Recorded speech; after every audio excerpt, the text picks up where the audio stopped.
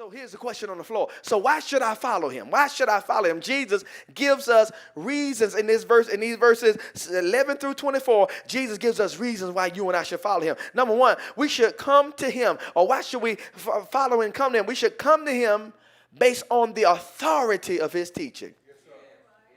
See, you're going to get it. Because if I'm in the valley of decision on whether or not I should follow Jesus or come to Jesus or serve Jesus, here it is. The fact that his teaching was authoritative. What do I mean by his teaching being authoritative? So they're questioning Jesus. Say, gee, you didn't go to none of our schools. You didn't learn any of this from our rabbis. You did not quote anybody. You're not talking about this and talking about that. No, you're just out here just all willy-nilly just talking about what you're talking about. His response says, my teaching is not mine, but the one who sent me. Does that make sense, you all? He could have said, believe me because I said so. And he'll say that in some parts. But right here, he says that my teaching or my authority is not in me. He says in the one that have sent me.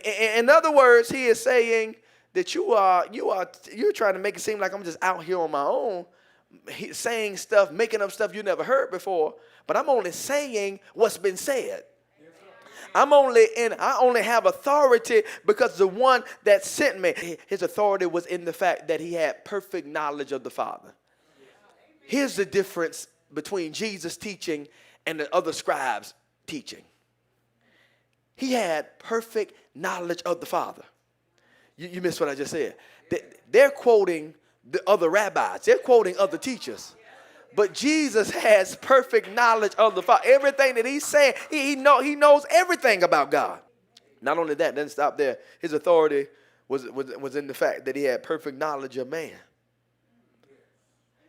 And see, this is what separates his teaching from everybody else's teaching. Because he has perfect knowledge of the Father. He knows God's plan. He knows God's purpose. He knows God's will. He knows God's agenda. He knows all of that. But then he knows you and I.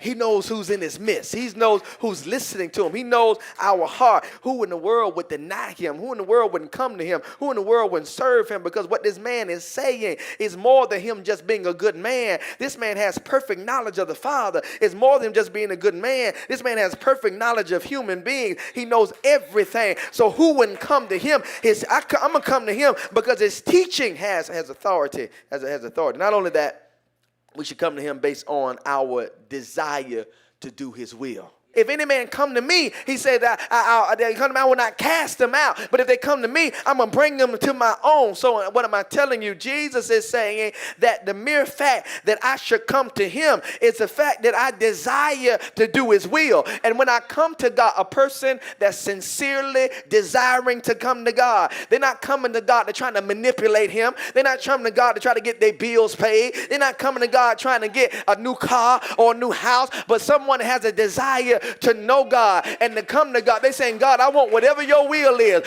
whatever your desire is. If I get healed, then praise the Lord. If they die, then praise the Lord. If I lose this, then praise the Lord. All I'm saying is, God, whatever your will is, that's what Jesus is saying. Why should I follow him? Why should I follow? Why should I come? I should come to him based on his authority of his teaching. I should come to him based on our desire to do his will. Look at this. We should come to him based on our pursuit for purpose. What do I mean by this? In verse 18, Jesus is saying, I'm not seeking my glory, but what I'm doing it so he can get glory.